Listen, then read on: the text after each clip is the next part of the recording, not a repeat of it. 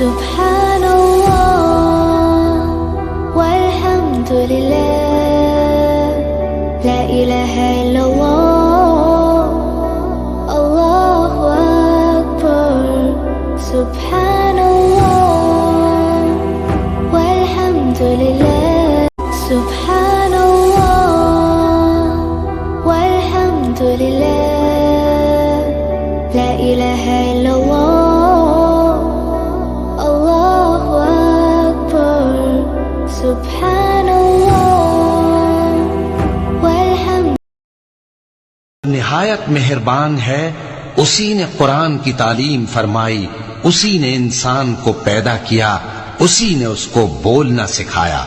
سورج اور چاند ایک حساب مقرر سے چل رہے ہیں اور بوٹیاں اور درخت سجدہ کر رہے ہیں، اور اسی نے آسمان کو بلند کیا اور میزان عدل قائم کر دی کہ اس میزان میں حد سے تجاوز نہ کرو، اور انصاف کے ساتھ ٹھیک تولو اور تول کم مت کرو.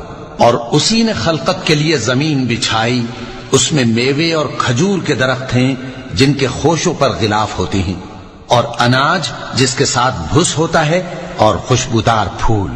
تو اے گروہ جن و انس، تم اپنے پروردگار کی کون کون سی نعمت کو جھٹلاؤ گے؟ اسی نے انسان کو ٹھیکرے کی طرح کھنکھناتی مٹی سے بنایا اور جنات کو آگ کے شعلے سے پیدا کیا.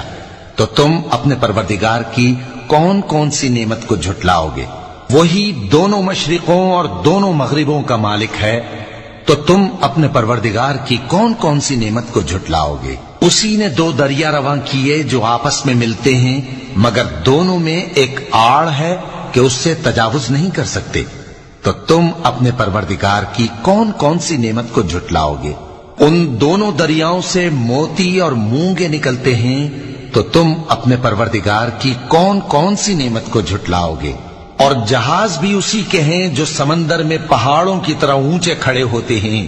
تو تم اپنے پروردگار کی کون کون سی نعمت کو جھٹلاؤ گے؟ جو مخلوق زمین پر ہے سب کو فنا ہونا ہے، اور تمہارے پروردگار ہی کی ذات جو صاحب جلال و کرم ہے باقی رہے گی. تو تم اپنے پروردگار کی کون کون سی نعمت کو جھٹلاؤ گے؟ آسمان اور زمین میں جتنے لوگ ہیں سب اسی سے مانگتے ہیں، وہ ہر روز کسی نہ کسی کام میں ہوتا ہے.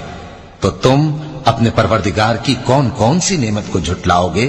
اے دونوں جماعتوں، ہم ان قریب تمہاری طرف متوجہ ہوتے ہیں. تو تم اپنے پروردگار کی کون کون سی نعمت کو جھٹلاؤ گے؟ اے گروہ جن و انس، اگر تمہیں قدرت ہو کہ آسمان اور زمین کے کناروں سے نکل جاؤ تو نکل جاؤ، اور زور کے سوا تو تم نکل سکنے ہی کہ نہیں. تو تم اپنے پروردگار کی کون کون سی نعمت کو جھٹلاؤ گے؟ تم پر آگ کے شعلے صاف اور دھواں ملے چھوڑ دیے جائیں گے.